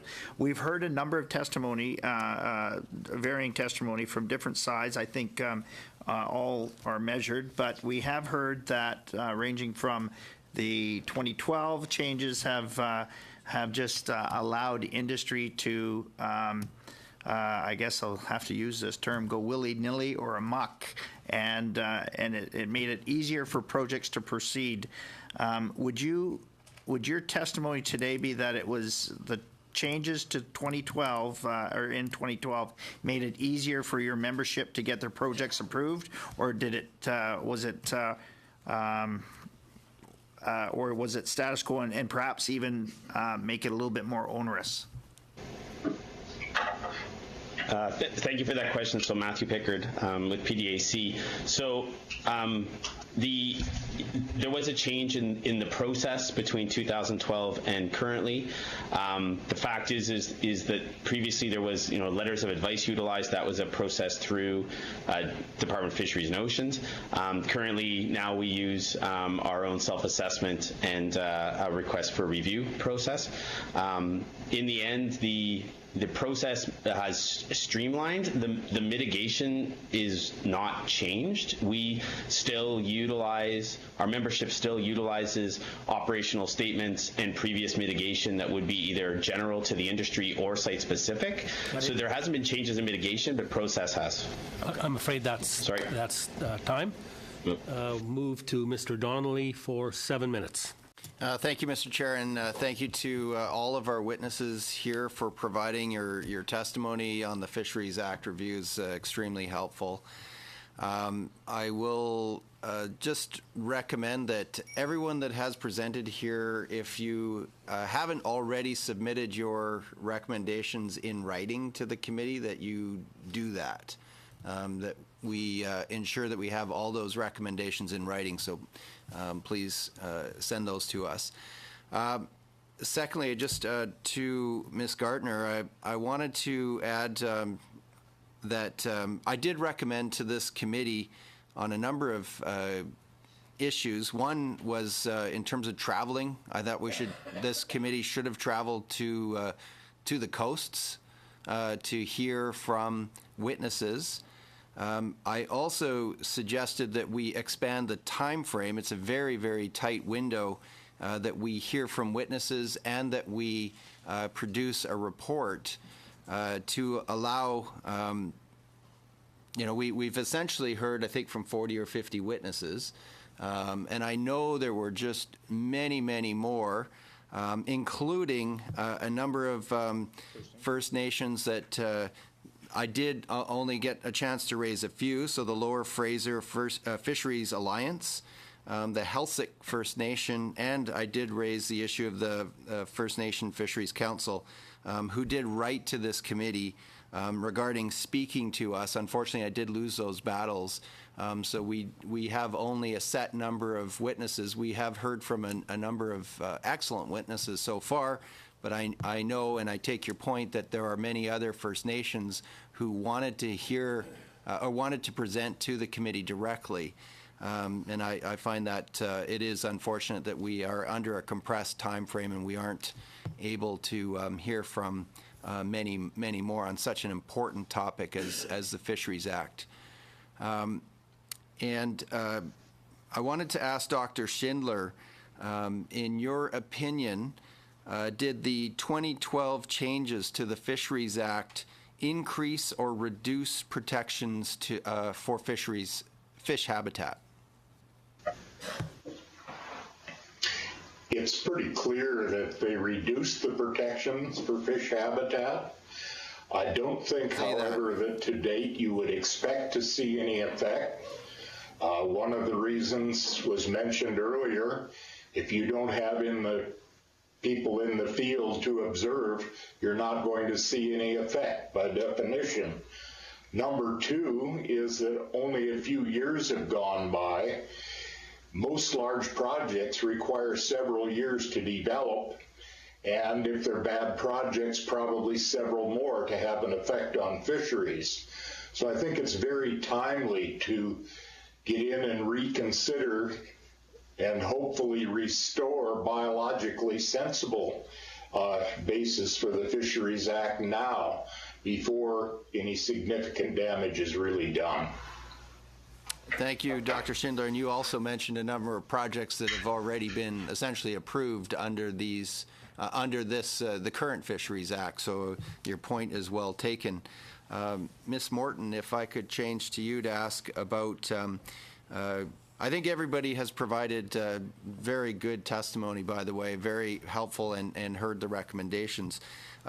One additional issue that has come up that is cumulative impacts for streams and watersheds, and also the wild salmon policy as it relates, and we heard about the importance of regulations and not having them. Could you comment either on or both on cumulative impacts and how that's tied to the Fisheries Act and or the wild salmon policy? So cumulative impacts is a hard one to do when you don't know what's going on in the area. One of the things that they talk about, what changed in things, is we had a harmful alteration in my mind, in that fisheries used to be with our municipality to work on different projects. I was counting fish one day and came around the corner and find an excavator in the creek digging out the gravel. I was counting salmon. They were excavating gravel. It's a timing issue. Those kind of cumulative effects would not even be known had I not been out walking with my friends counting salmon that day. We wouldn't have known that that was going on. With the wild salmon policy... Sorry, if I could just add, that's probably enforcement and having enough resources for the department to be able to monitor what's going on. Well, if it's not going to cause serious harm to fish, it's hard to say that it needs to be enforced. Right, it was a timing issue with the municipality no longer working with department to realize there was pink salmon in the channel at that time. And it was just a timing issue. They wanted to wait till children went back to school rather than pay attention to the Fisheries Act. Right. It's a bit of a difference. So if you don't know when these things are happening, it's hard to determine cumulative effects, but we do see the effects on the waterways and on the fisheries as we count fish coming back, but also on the water and the levels that they're going up and down. Sorry. And the other one, wild salmon policy, is up for review, and it is just going through the process now. So the department is going around the province asking about the renewal to the wild salmon policy and where it fits in with the new Fisheries Act. And just in the last minute, if I could ask the Nunavut Wildlife Management Board representatives to just talk about, you mentioned, you used the term regressive changes to the Fisheries Act. And you obviously outlined some concerns about still waiting for the complementary regulations. Do you want to expand on that a little bit? I could just say to the regulations that if you're in a jurisdiction like Nunavut and you are managing on the basis of what went on basically on the northwest coast out in the BC area, and you take into consideration the Atlantic regulations pertaining to the Act, it's near impossible to have a practical application to the Act when you don't have made in Nunavut or made in any other jurisdiction regulations. And that's why I said it's critical to supplement the Act with appropriate regulations. 10 seconds. Okay. Thank you very much. Mr. Hardy for 7 minutes. Mr. Chair, thank you to the witnesses. I have a number of questions, and I'll ask you to keep them answers fairly brief so we can get through them. Ms. Morton, one of the things that's come up any number of times is we've been looking for specific examples where the changes to the Fisheries Act actually resulted in something unfortunate taking place. Do you have, you just mentioned one actually a moment ago, is that the only example of something that where perhaps now we're dropping the ball? Yeah. It's very difficult to say what changes have happened in that we haven't gone through a full salmon cycle since the Act was changed, except for pink salmon. So it's very difficult to say exactly. But we had a couple of examples, and one we believe to be on the tributary to Maple Creek, where a 10,000 square foot home with a 3,000 square foot garage caused for the person who owned the property to want to move the stream to another area. And they were given an authorization to do that in order to, and it said it wouldn't cause any harm to the CRA. But nobody paid attention to the fact that they wanted to change the fish and fish habitat for a 10,000 square foot home and a 3,000 square foot garage. And those are the things I think we need to do, is look at the actual project that's compromising our fishery. That wouldn't have happened under the old regime? I don't believe it would. I think there would have been enough eyes and ears out there to make a difference within fisheries. Comment briefly, if you can, on the state of the DFO. I know you've worked closely with them. Well, I go to a retirement party about every day. People are leaving and leaving en masse. The corporate knowledge loss right now is absolutely huge. The people that came into Fisheries and Oceans Canada and are nearing the end of their careers, or at 30 years, had a passion for fish and fish habitat and for the people. And now we are losing that corporate knowledge. And it's the feeling that they're not able to protect anymore. The feeling that they can't look people like me in the eye and say we're doing the best that we can. It's making a difference. Loss of relationships, too, I suppose, between DFO and the people that they're supposed to be basically helping, advising, or overseeing. We have the SEP community workshops coming up in Quesnel, May 19 to 21. Hopefully you can come out to that. And that's for the salmon enhancement community to come out and celebrate with Fisheries and Oceans Canada all the great things that the community has done under Minister LeBlanc and now Minister LeBlanc's oversight. Thank you for that. Ms. Gartner, has there been any visioning about the role that First Nations can have in a modernized Fisheries Act environment? Yes, specifically in many tables, either at the treaty tables or the non-treaty tables about how we're moving forward in collaborative management, there are opportunities that have been identified throughout British Columbia on how better to work with the Department of Fisheries and Oceans. That's why we're promoting the revised language to the Act, to modernize it, to include an opportunity for meaningful governance and management agreements with First Nations.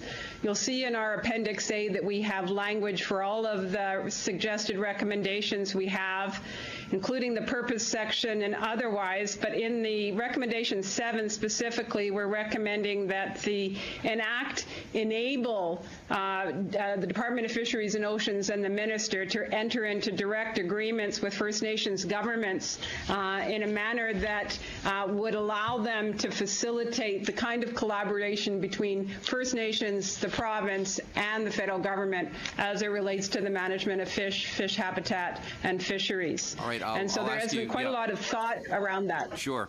I hope that, as Mr. Donnelly suggested, that you submit all of that to us if you haven't already. That would be useful.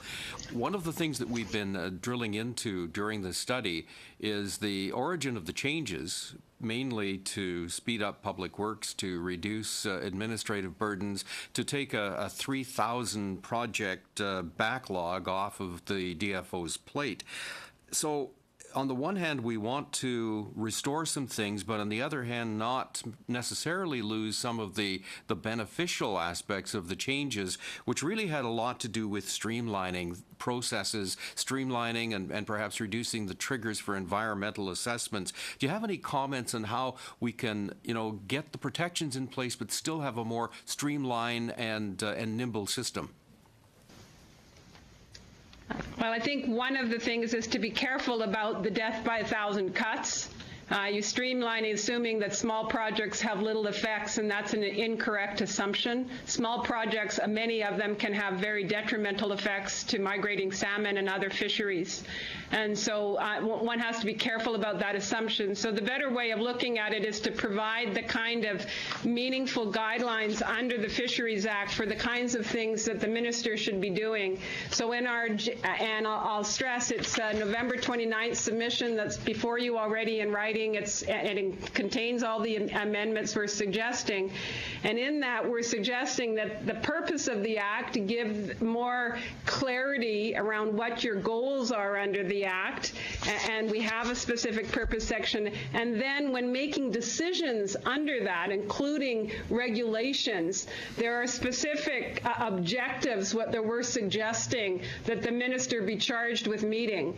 And that's going to provide the kind of context that's necessary for applying the Fisheries Act in a modern way. So you're not wasting anybody's time. One minute. And you're focusing on fish and fish habitat. Thank you for that. And a final question for Dr. Schindler.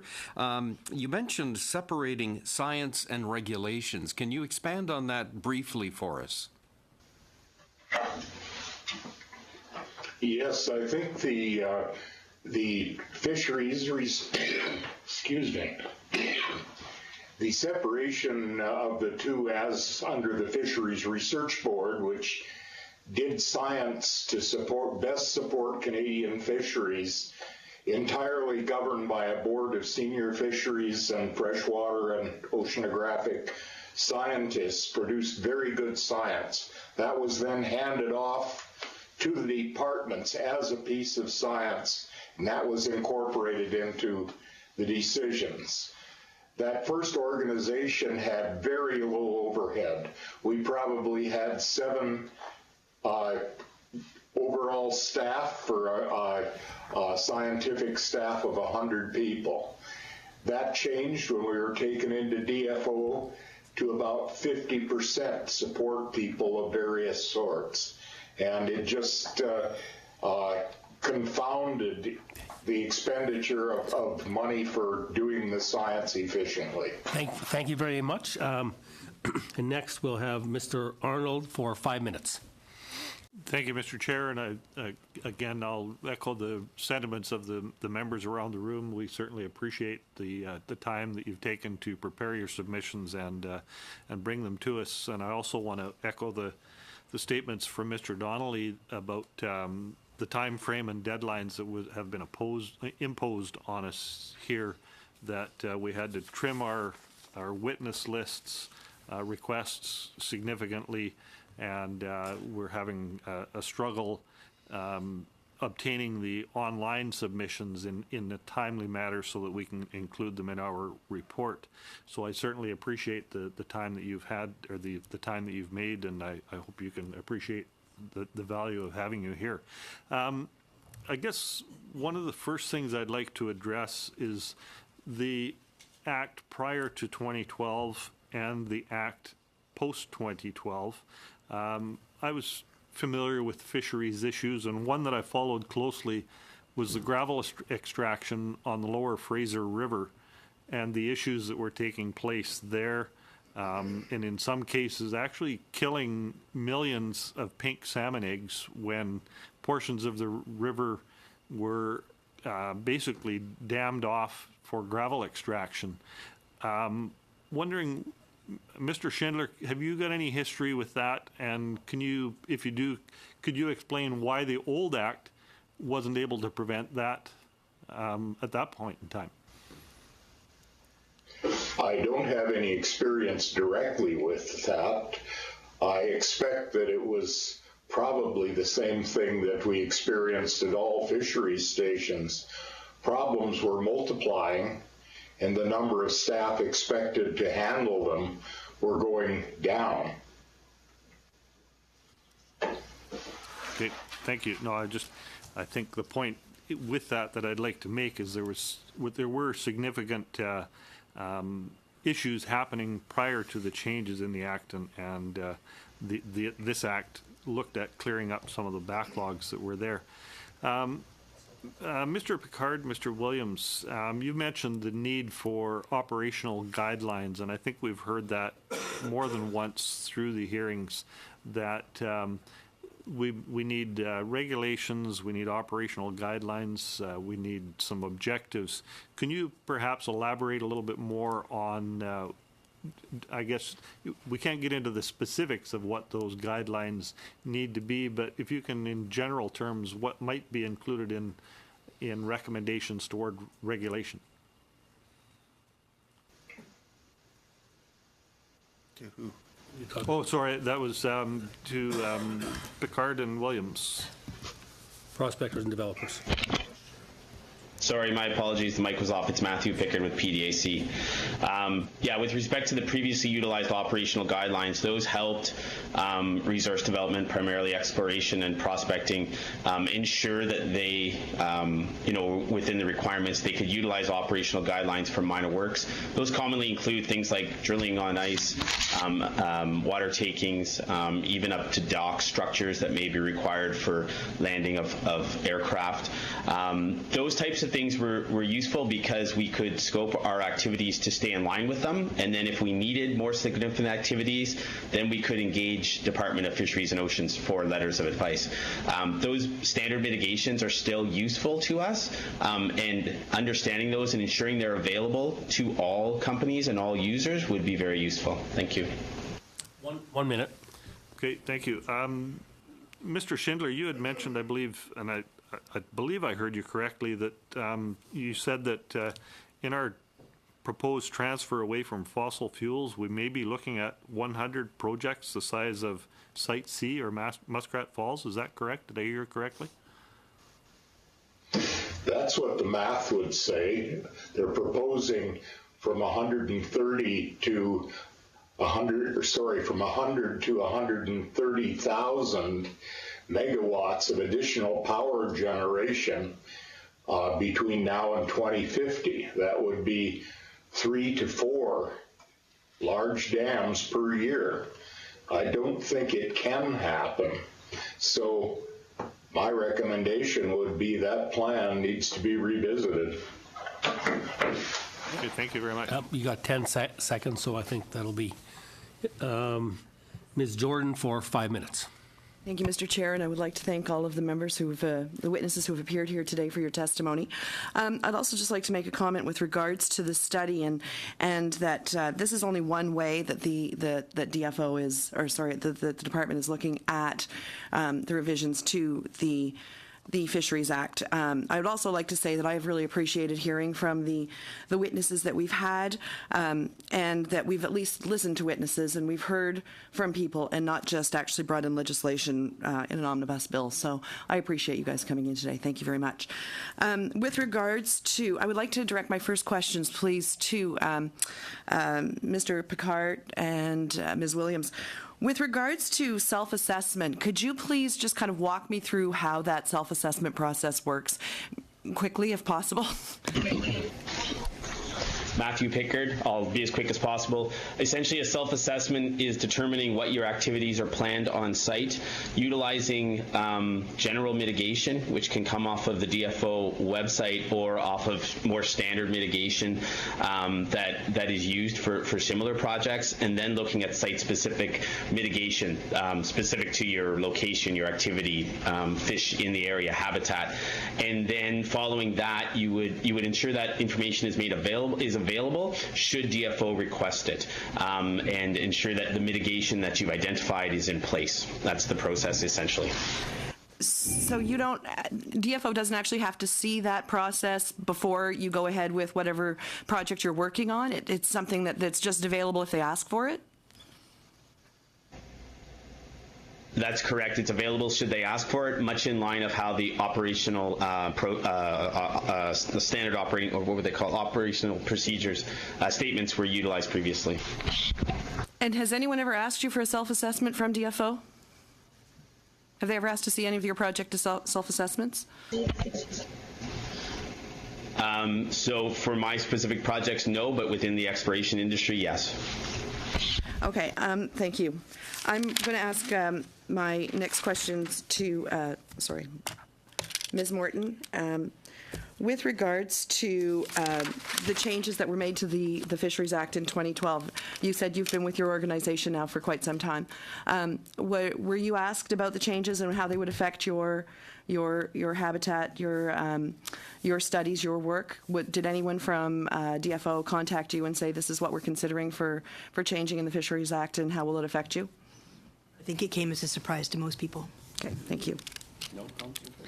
And the other question I had was with regards to defining and definition, because we've heard here today, serious harm to fish, and I guess that's a. How do you define that?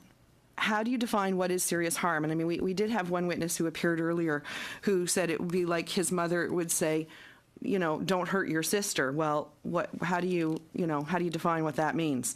I guess I'd ask you, what do you see as serious harm to fish? I think Dr. Christy Miller brought up the best points on that one about how hard that is to determine. Just having stress factors within our lives and within fisheries' lives causes them to go through a period of not being able to maybe transfer from a freshwater fish to a saltwater fish. So something like Beaver Creek in Stanley Park, the water levels there go up to 27 degrees in the summertime. Lovely to swim in, but not so good for fish. So it makes it so their internal bodies don't change over, and they have a difficult time changing. And instead of keeping salts in their body, expelling salts, they go through quite a process to go through smoltification, and it's those kind of struggles that they go through because of stressors that happen. So even something as simple as water quality changes can cause for stress that makes them unable to go to their next stage in life. 1 minute. Okay, thank you, Mr. Chair. And I'm actually going to go to Ms. Gardner from First Nations Council. And I guess my question to you is, you had said something about focus on constitutional recommendations. Could you just expand on that a little bit, please? You have 30 seconds. It's always a little bit, sorry. I don't think she can hear me. No, she can't hear me, I don't think, Mr. Chair. Okay. I did hear you. I'm just trying to figure out, I did say, I do want you to focus on constitutional obligations, and those obligations include obligations to First Nations Section 35 protected fisheries rights. And so under the Fisheries Act, the minister should be charged with exercising his discretion in a manner which meets the requirements of the Fisheries Act, meets the requirements of Section 35(1) of the Constitution Act and the United Nations Declaration of Indigenous Peoples. And so those kinds of clarities under the Fisheries Act would be useful. Thank you very much. And now to Mr. Doherty for 5 minutes. Thank you, Mr. Speaker. And I do want to apologize to our witnesses. Obviously, you're hearing some very partisan comments back and forth. You are also hearing some frustration from the opposition side, where we feel that this process has been rushed, and that we wanted to indeed have a very inclusive consultation and review from coast to coast to coast to coast, and looking at our First Nations, our traditional fisheries, and as well as our commercial fisheries on both sides of our country. So again, I do want to apologize. I think you heard from Mr. Donnelly as well as Mr. Arnold, and then earlier myself, that our frustration is that this is a rushed process. And Ms. Gardner, I do again apologize that we have been seemingly cutting you off. And to Mr. Donnelly's comment, there have been a number of First Nations groups, as well as industry, as well as commercial groups that have not had the opportunity to appear before this committee. And I do apologize for the partisanship that you are seeing and experiencing. This is, and I want to once again reaffirm that this is very important to all sides, and we are taking this very seriously. Unfortunately, we have very little time to do this. Now that I've used 2 minutes of my time to soapbox, I'm going to go back to our friends with the Prospectors Association. Our colleague across the way and her leading questions, again, leading to the fact that trying to get you to, in your testimony, I believe, Mr. Picard, that somehow the changes to 2012 weakened the Fisheries Act and made it easier for industry to do business. I want to once again give you an opportunity because I think you were cut off. You started to say that it was much the same as the operational statements in the previous Fisheries Act. Can you elaborate on that, please? Yes, thank you. Matthew Pickard. So within the exploration and prospecting community, the mitigation used for any potential impact of fish or fish habitat, whether that be commercial, aboriginal, recreational, or otherwise, has remained very much the same. There isn't a variation. We still use the standards coming out of the previously utilized operational statements. We use mitigation that's appropriate. You've heard it before for an individual area, whether it be mitigation proposed in BC versus Nunavut would be very different. Protection levels, in our opinion, are remaining the same. Okay, there is a different process involved within DFO, but protection is the same. Thank you. That is consistent with what we're hearing from other proponents as well. And with that, whatever remaining time, I'm going to turn it over to Mr. Arnold. Thank you. Thank you. I guess one question, we probably don't have time to get through to everyone, but so perhaps I'll direct it to Mr. Andrews, and if anyone else wants to chime in, please do. But what we're tasked with here is developing one act that will cover this entire country from coast to coast to coast. A pretty daunting task when we take in the incredible variance of fisheries right across the country. If you could, in probably 30 seconds, what is the one thing we should focus on in the new act? Or pardon me, in review of this act, not a new act, but review of this act? Well, I would think the fish and the habitat, as we've all talked about, is probably key to it all, simply because without the proper protection for those two aspects of the fishery, there isn't any downstream activity pertaining to, as I said earlier, people, communities, and the jurisdiction in which those things are found. So that's obviously a focus. And do you think that's possible to cover in one act across the entire country? Been done, but it's difficult. Thank you. Any time? 20 seconds. 20 seconds.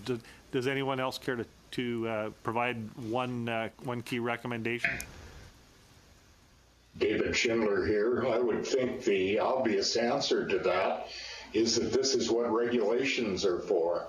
Regulations are commonly tailored to individual fisheries and areas, and I don't see a problem with one overreaching act if the regulations are tailored to the problems of specific regions, as the witness from Nunavut suggested. Okay, thank you very much. And Mr. Finnegan for 5 minutes now. Thank you very much, Mr. Chair, and thank you for to the panel for appearing in front of us today on this important act. And I'd just like to maybe reiterate the statement that Mrs. Gartner said, that there is never enough time to consult, especially with First Nation. I have 4 First Nation in my community, and I did invite someone from the Mi'kmaq Council to be here, but again, because of shortage of time. But I find it very disturbing to hear that consulting on the other side, especially, that there's not enough time to consult, while the last time there was absolutely no consulting with anybody, including First Nation, and the act was passed in omnibus bus. So now I'd like to ask you, Mrs. Gartner, you referred to traditional knowledge, and how would you say that could be added to the act that's missing now? How could we add traditional knowledge into the act to make sure that that's incorporated in the new act?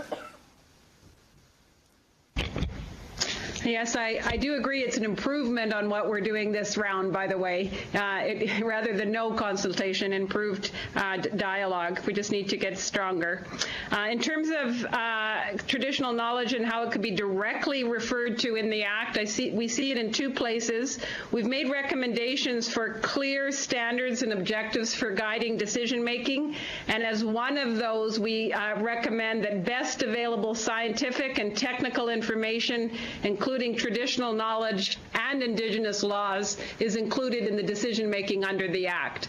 And so you'll see on the appendix to our submission the specific language that we're recommending to make it very clear that that knowledge be included in decisions under the Act. Would you care to... And the second place that I would recommend that you'll see this is in the direct agreements that we're suggesting the minister must be empowered to make by entering into agreements with Aboriginal governments. You'll see that's my experience. Thank you, Ms. Gardner. I'll ask Mr. Michael to maybe comment on that. Thank you. I would just suggest that there are some statutes that have made these or recognized traditional knowledge in decision-making and so on that are already in place. And I would recommend, for instance, the Species at Risk Act, or if you go up to Nunavut in our Wildlife Act. So there are precedents out there. And of course, Canada is obliged to, in my view, through international treaties like the Biodiversity Treaty, to make that effort, to place that within the Act, and it will be very helpful to decision makers. At its best, science and traditional knowledge are very complementary areas that are actually very closely aligned. So it'll be a really positive step forward. So maybe to follow up on that, Mr. Deca, what specific activities to the north that you feel maybe might not be incorporated in either in the past act or the last 25 years? What specific things that occur in the north that are very different to southern coast to coast? If you, I'm not sure if they're so different, but we have a land claims agreement which lays out an allocation system and a management system and the recognition of Inuit systems of wildlife management and so on, which we try our best to rely upon. But you have to have implementation legislation to make that all flow smoothly and for all parties to follow. And that is one of our concerns with the Fisheries Act. And as Mr. Andrews mentioned, the regulations, which give you much more specific details, and we've worked as hard as we can, but without success, for the last 16 years to try to get Nunavut fishery regulations in place. And so far, we've come up empty-handed. So we have a lot of those details that you're asking about in our land claims agreement. What we seek is an act that implements that is in line with the land claims agreement, which of course is protected by the Constitution, as I mentioned earlier. And we very much seek that next level, which has been discussed a couple of times, the development of appropriate regulations flowing from the Act. Okay, now that's time. And last questioner, Mr. Donnelly, for 3 minutes. Thank you, Mr. Chair. And again, thank you to all the witnesses. In my home province of British Columbia, over the past year, we've seen the federal government sign off on at least 3 major projects, and Dr. Schindler, you mentioned those. The Site C Dam proposal, the Pacific Northwest LNG, and the just of late, the Kinder Morgan pipeline project. So this is all under the existing or 2012 Fisheries Act. And obviously time is of the essence to make those changes. So while on one hand we want to consult and hear from many people, on the other hand we're having major projects going through this country. We have Energy East up next, and we still haven't made any changes to the Fisheries Act. So we've heard some comments about that, and I'd like to ask Ms. Gardner just to finalize or just any final comments or any departing thoughts or top priorities you want to leave the committee with on changes to the Fisheries Act. I think given the importance of restoring the lost protections, the First Nations coalition that came together to create the submission before you wasn't saying don't do anything. They're saying clearly do something and do it properly. The important thing is to restore the HAD provisions and introduce more protective measures in the modernizing of the Act, such as a purpose section and, as I've mentioned, the Aboriginal government section. I think those are ways that we're really going to also restrict discretion of the minister. The earlier question around the gravel and why the gravel slipped under the radar. One of the problems with the old Act was the unstructured discretion of the minister under the Act. And so what we're proposing is very structured processes for the exercise of that discretion.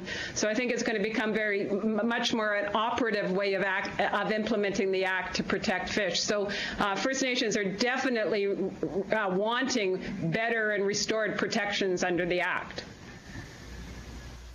40 seconds. I'll just ask maybe final thoughts, Dr. Schindler.